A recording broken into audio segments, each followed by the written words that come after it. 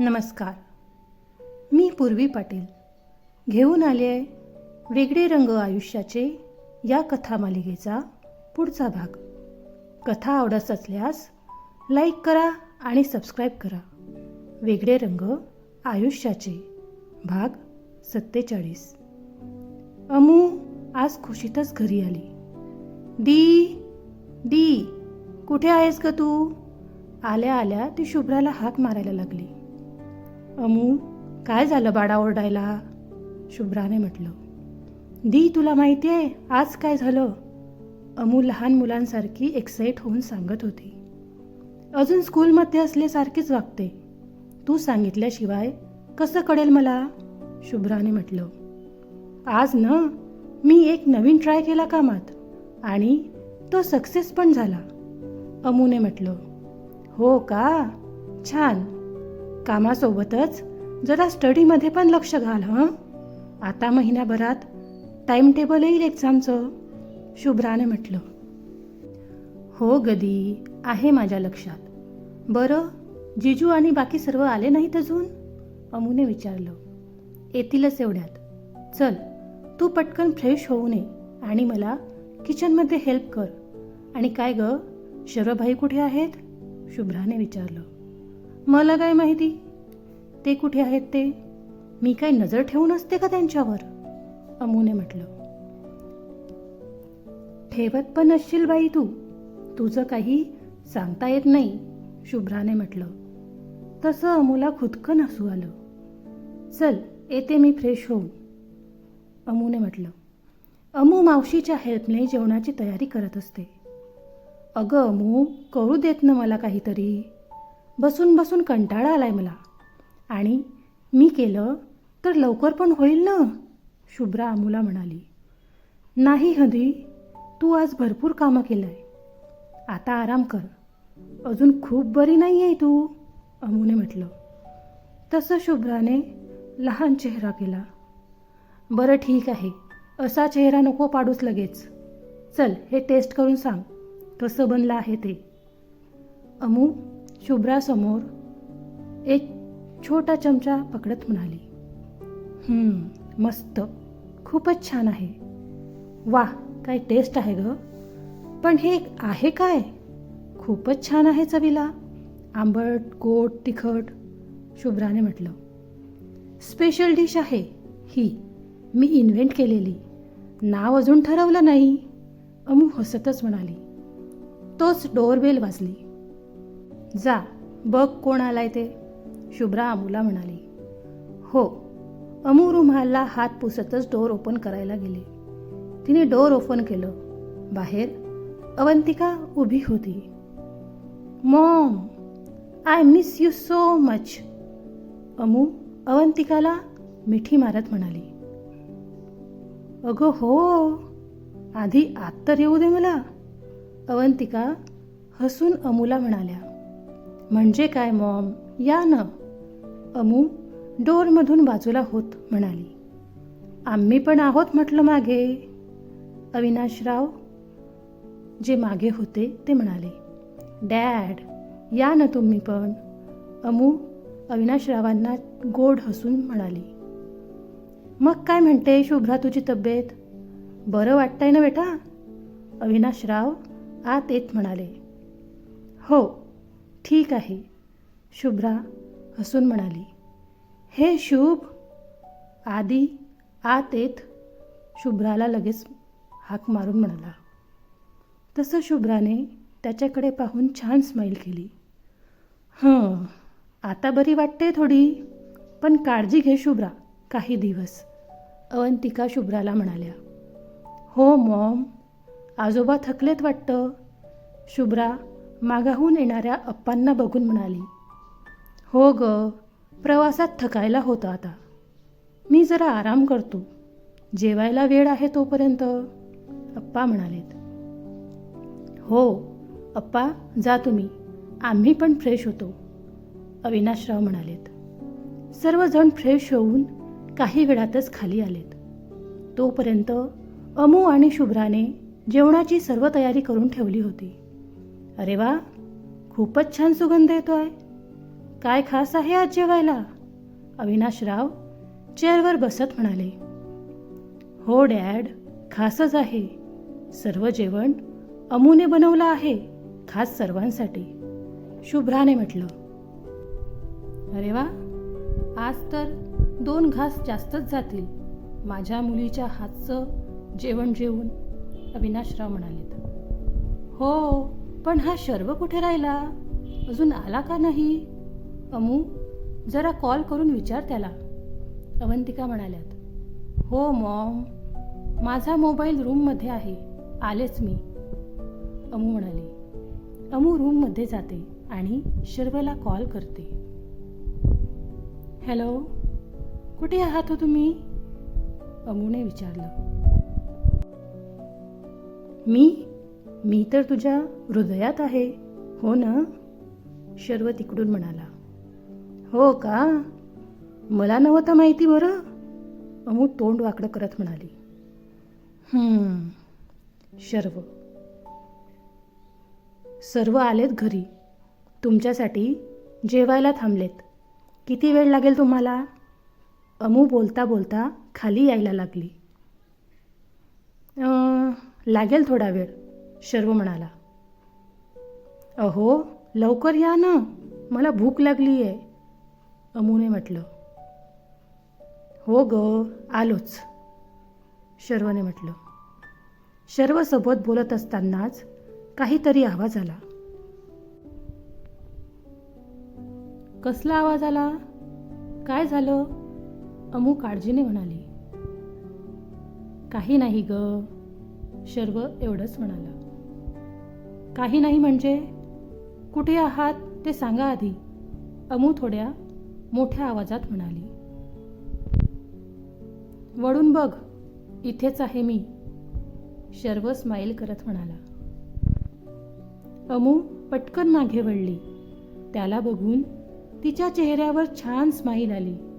ते दोघं एकमेकांना बघत होते आणि घरचे सर्व त्या दोघांकडेच बघत होते. आधीने मुद्दाम स्पून खाली टाकला. त्या आवाजाने ते दोघे भानावर आले. शर्वने सर्वांवर एक नजर फिरवली आणि अमूला नजरेनेच खुणावून तो त्याच्या रूममध्ये फ्रेश व्हायला निघून गेला. तो गेला तसं अमू पण त्याच्या मागे जायला लागली. अमू, तू कुठे निघालीस? आधी म्हणाला. ते म्हणजे रूममध्ये, अमू म्हणाली. का? आधीने विचारलं. का? काही नाही, असंच, अमू खाली मान घालून म्हणाली.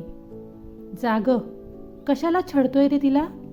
जाग तू, तुझा नवरा वाट पाहत असेल आणि आरामात ये, अवंतिका अमूला म्हणाल्यात. हो, असं बोलून अमू पटकन पळाली तिथून. ती गेली तसं सर्वच मोठ्याने हसायला लागलेत. चला, गाडी येते म्हणजे रुळावर, अप्पा म्हणालेत. हो, बस आता त्यांच्यात सर्व सुरळीत राहायला पाहिजे कायम, अवंतिका म्हणाल्यात. राहील ग मॉम, काळजी नको करू, भाई तिच्यावर खूप प्रेम करतो, तो कायम तिची काळजी घेईल आणि आता तर अमू पण त्याच्यात गुंतत चालली आहे, आधीने म्हटलं. हो मॉम, ते सोबत खुश आहेत, शुभ्राही म्हणाली. अजून काय हवं आम्हाला? तुम्ही चौघे कायम सोबत आणि आनंदात राहावं, बस, अवंतिका म्हणाल्यात. तसं शुभ्रा आणि आधीने हसून हो म्हटलं. काही वेळातच अमू आणि शर्व खाली आलेत. लवकर आलात? मला वाटलं 1 तास तरी काही येत नाही तुम्ही, आधी हसून म्हणाला. शर्व आधीला रागात बघत होता. हां, हे चांगलं आहे, बायकोकडे एवढ्या प्रेमाने बघायचं आणि लहान भावाकडे असं रागाने, आधी तोंड वाकडं करत म्हणाला. आद्या गप्प बस, मार खाशील माझ्या हातचा, शर्व म्हणाला. काय चाललंय तुमचं? जेवण करा, लहान नाही आहे तुम्ही, स्वतःच्या बायकांसमोर पण भांडताय, अवंतिका शर्व आणि आधीला म्हणाल्या. मी नाही मॉम, हा आधीच, बाप बनतोय तरी पण लहान मुलांसारखा भांडतोय, शर्व बोलून गेला. काय काय म्हणतोय तू शर्व? अवंतिका आश्चर्याने म्हणाल्या. शर्वने घाबरून अमूकडे पाहिलं. ती रागातच त्याला बघत होती. म्हणजे बाप होईल लवकरच असं म्हणायचं होतं मला, शर्व सांभाळून घेत म्हणाला. ओके. शुभ्राला खुदकन हसू आलं. तिने अमूचं रागावणं आणि शर्वचं घाबरणं बघितलं होतं. काय झालं ग हसायला? आदीने शुभ्राला विचारलं. अरे काल माहिती का, अमू किचनमध्ये होती तर चक्क भाई घाबरत होते किचनमध्ये जायला, शुभ्राने सांगितलं. हो का? काय मग बाई, कसं वाटतंय बायकोला घाबरून? आदी शर्वला म्हणाला. आदी आणि बाकी सर्व शर्वला चिडवू लागले. सर्व घरात हसण्या बोलण्याचा आवाज येत होता. ते बघून अप्पा खुश झाले. त्यांनी जेवण वाढणाऱ्या अमूला जवळ बोलावलं आणि त्यांच्या शेजारी बसवलं. तिच्या डोक्यावर मायेने हात फिरवला. आज माझ्या घरात जो हा आनंद दिसतोय ना, तो फक्त तुझ्यामुळे आहे. मी खूप खुश आहे. आता फक्त लहान बाळाचं रडणं या घराने ऐकलं की हे घर आणि मी दोघं पण तृप्त होऊ, अप्पा म्हणालेत. ते पण लवकरच होणार आहे आजोबा. दी प्रेग्नेंट आहे. लवकरच बेबी येणार आहे आपल्याकडे, अमू हळूच अप्पांना म्हणाली. काय खरंच? अप्पा आनंदाने म्हणाले. हळू. हो पण कुणाला बोलू नका हां. सरप्राईज आहे सर्वांना. तुम्हाला पण होतं, पण माझ्याच्याने राहावलं नाही. पोटात गुडगुड होत होतं म्हणून सांगितलं तुम्हाला. उद्या जिजूंचा बड्डे आहे ना, तेव्हा आम्ही छोटीशी पार्टी अरेंज केली आहे. तेव्हाच सर्वांना सांगायचं आहे, अमू म्हणाली. हो का? ठीक आहे, चालेल. मी पण माझ्या तोंडाला कुलूप लावतो मग. पण मला न आता नाचावंसं वाटतंय, उड्या माराव्याशा वाटतंय आनंदाने, अप्पा म्हणाले. आजोबा वय आहे का तुमचं उड्या मारायचं आता? अमू गमतीत म्हणाली. मग तुला काय वाटलं मी म्हातारा झालो आहे? अगं आता पण तुझ्या नवऱ्याला रेसमध्ये हरवू शकतो मी. काय समजलीये तू मला? अप्पा म्हणाले. हो नक्की हरवा हां. करू आपण तुमची रेस. मी तुमच्याच बाजूने असणार. ओके, अमू म्हणाली. हो, अप्पांनीही होकार दिला. चला आता जेवण करा आणि लवकर झोपा. उद्या खूप कामं आहेत. मी तुम्हाला इतकी मोठी न्यूज दिली आहे. उद्यासाठी हेल्प करावी लागेल माझी, अमू म्हणाली. हो नक्की करेल ग, नको काळजी करू, अप्पा म्हणाले. हो आता फक्त उद्याची वाट आहे. मग सर्वांना मोठं सरप्राईज मिळणार आहे, अमू म्हणाली. दुसऱ्या दिवशी आदीचा बर्थडे होता. सर्वांनी त्याला वाढदिवसाच्या शुभेच्छा दिल्या. हॅपी बर्थडे जिजू, अमू आदीच्या गालावर किस करत म्हणाली. थँक्यू पिल्लू. आदीने पण तिला जवळ घेतलं. आणि हे बघून मात्र शर्व भयंकर जेलेस झाला. काय झालं रे बाई? आदीने शर्वला चिडवत म्हटलं. शर्व आदीकडे डोळे छोटे करून बघत म्हणाला. आज बर्थडे आहे तुझा म्हणून सोडतोय, नाहीतर चांगला मार खाल्ला असता तू, शर्व चिडून म्हणाला. तसं आदी हसायला लागला. संध्याकाळ होत आली तसं अमूने सर्वांना छान तयार व्हायला सांगितलं. पार्टीसाठी म्हणून अमूचे आईबाबा, समीर आणि त्याची फॅमिली आलेले होते. शर्वने अखिल आणि अभयला इन्व्हाइट केलेलं होतं. जास्त कोणी नव्हतं, सर्व जवळचेच होते. पार्टी सुरू व्हायच्या आधी, काय ग झाली का सर्व तयारी, अप्पांनी विचारलं. हो आजोबा, झालंच आहे सर्व. या ना तुम्ही. ए सम्या, ही मीतू कुठे राहिली रे? अमू समीरला म्हणाली. येते गदी, किती धावपळ करते. घरचेच तर आहे सर्व. बस जरा, समीर म्हणाला. हो रे, खरंच थकले मी. हुश, अमू म्हणाली. इतक्यातच थकलीस का? बाळ काय म्हणेल? माझी काकी किती नाजूक आहे, शर्व अमूला चिडवत म्हणाला. तसं अमूने त्याच्याकडे रागात बघितलं. बाय द वे, खूप छान दिसते तू, शर्व अमूला जवळ घेऊन म्हणाला. तसं अमू लाजून खाली पाहू लागली. मी जाऊ का इथून? नाही म्हणजे डिस्टर्ब नको ना म्हणून, समीरने म्हटलं. गपरे, सोडा हो, चला जाऊया आपण सर्व. दी आणि जिजू पण येतीलच, अमूने म्हटलं. तसं सर्वांनी हो म्हटलं. सर्वजण जमलेत. तसं आधीने केक कट केला. सर्वांनी त्याला परत बर्थडे विश केलं. ओके, तर आता वेळ आहे जिजूंना आणि तुम्हा सर्वांना मिळणाऱ्या सरप्राईजची. सो प्लीज माय डिअरेस्ट जिजू, प्लीज कम हिअर, अमूने म्हटलं. ओहो, क्या बात है, माझ्या साडीने काहीतरी स्पेशल केलं आहे वाटतं, आधी शर्वला डोळा मारत म्हणाला. तसं शर्वचं तोंड बघण्यासारखं झालं. जिजू, मी जरी हे प्लॅन केलेलं असलं तरी सरप्राईज दी कडून आहे तुम्हाला. दी, तू पण ये ना इथे, अमूने म्हटलं. शुभ्रा तिथं आली. तसं अमूने त्या दोघांना एकमेकांजवळ उभं केलं आणि आधीच्या हातात एक रिमोट दिला. जिजू, हे बटन प्रेस करा, अमू आधीला म्हणाली.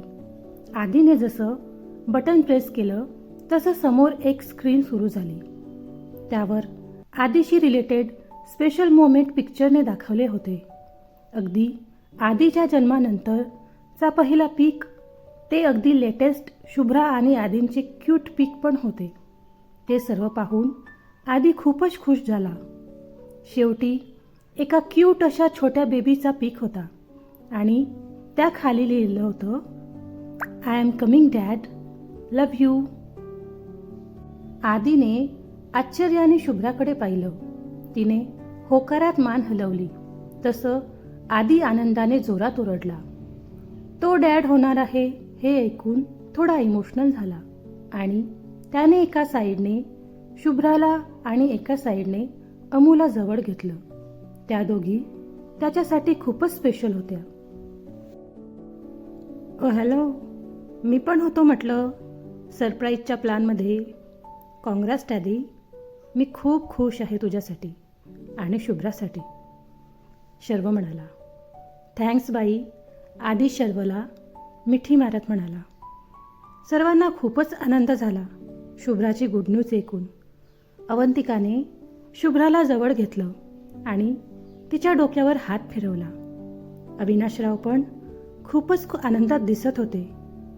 नलिनी आणि नितीनरावांनी पण त्यांचा आनंद व्यक्त केला. सर्वच शुभ्रा आणि आधीचे लाड करत होते. ते बघून समीर अमूला म्हणाला, अमे, आता तुझा पत्ता कट. आता बघ, सर्वच दीचा लाड करताय आणि बेबी आलं की बेबीचा करतील, समीर म्हणाला. सम्या, चांगलाय रे उलट. मला तर आनंदच आहे त्या गोष्टीचा. आता सर्व दी आणि बेबीकडे लक्ष देतील तर मला तेवढीच मोकळीक मिळेल. कंटाळा येतो रे मला. सर्व लहानच समजतात अजून मला. प्रत्येक गोष्ट सांगून करायची. इथे जायचं, आधी परमिशन घ्या. तिथे जायचं, त्याला विचारा, अमू तोंड वाकडं करत म्हणाली. अगं, तुझी काळजी वाटते सर्वांना म्हणून, मित्तलने म्हटलं. हो ग, पण मला न फ्री बर्ड बनून उडायला आवडतं. स्वतःच्या मर्जीने हवं ते करायचं. हे असं दरवेळेस कोणी ना कोणी आहेच नजर ठेवून. आणि आता तर खूपच वाढलाय हे सर्व. हे जिजूंचे भाई खूपच त्रासदायक वागतात कधी कधी, अमू म्हणाली. ए, काही काय बोलतेस? जिजू किती जीव लावतात तुला, प्रेम करतात ते तुझ्यावर, आणि तुला पण तर आवडतात ना ते.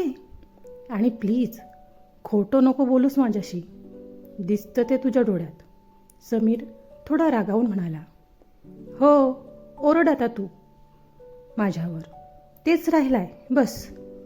तू पण तर कॉलेजमध्ये सारखा माझ्यावर वॉच ठेवून असतो, अमू म्हणाली. हो, का नाही ठेवणार मी तुझ्यावर वॉच? बघितलं आहे स्वतःकडे कधी?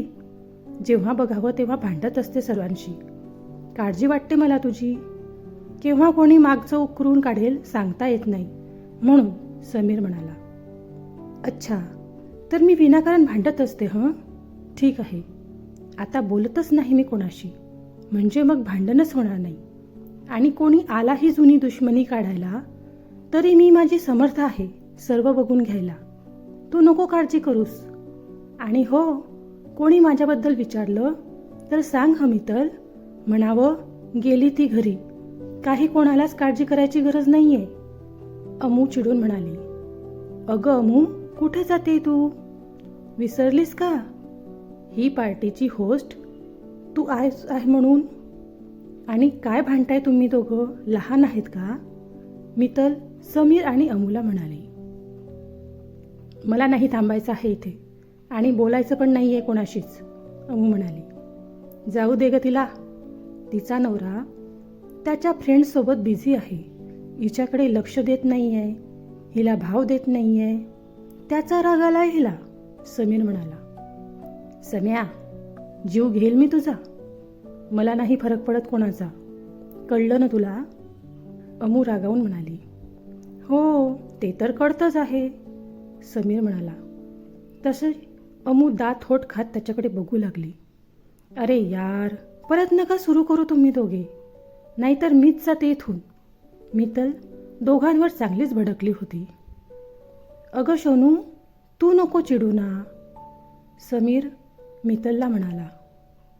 हां, आता गर्लफ्रेंड चिडली तर लगेच बोलायची टोन बदलली याची. गर्लफ्रेंडचा गुलाम आहे मी. तू बेबी, तू पण चल माझ्यासोबत इथून, हा तुझा बॉयफ्रेंड काही कामाचा नाही आहे, अमू तोंड वाकडं करून समीरला म्हणाली. तसं मितलने रागाने अमूकडे पाहिलं. अगं सोनू, तू काय हिच्याकडे लक्ष देते? तू तर किती समजदार आहेस, ही मूर्ख बावळट आहे, लक्ष नको देऊस तू, समीर मितलला म्हणाला. मी मूर्ख काय? थांब, आत तुलाच सांगते तुझ्या या सोनूबद्दल. सांगू काय? बोल लवकर, अमू म्हणाली. हाताच्या कोपऱ्यापासून हात जोडतो बाई तुला, गप्प बस, समीर अमूला म्हणाला. का? आता काय झालं हं? फट्टू, अमू समीरला चिडवत म्हणाली. ए, काय गोंधळ चाललाय तुमचा, केवढ्याने ओरडताय, लहान आहेत का असं भांडायला? रश्मी त्या तिघांकडे येत म्हणाली. आत्तू, हा सम्या बघ न, मला किती त्रास देतो, मला म्हणतो मी सर्वांशी भांडत राहते, आणि न म्हणतो मी मूर्ख आहे, आणि न मला काय काय म्हणाला, अमू रश्मीला सांगत होती. नाही ह मम्मी, ही खोटं बोलते, समीर घाबरून म्हणाला. तुम्ही दोघं कधीच सुधारणार नाहीत. मितल बेटा, तू चल माझ्यासोबत, रश्मी मितलला सोबत घेऊन गेल्या. सम्या बघ, सासू सुना कशा सोबत चालल्या आहे, पुढे जाऊन न या दोघी मिळून तुझी चांगलीच बँड वाजवणार बघ तू, अमू हसत म्हणाली. गबग काळतोंडे, कशाला माझी वाट लावायला पाहते आहे, जा स्वतःच्या नवऱ्याकडे लक्ष दे जरा, समीर तोंड वाकडं करत म्हणाला. अमू काही बोलणार तोच तिथे शर्व, अखिल आणि अभय आलेत. कथा आवडत असल्यास लाईक आणि सबस्क्राईब करा. धन्यवाद.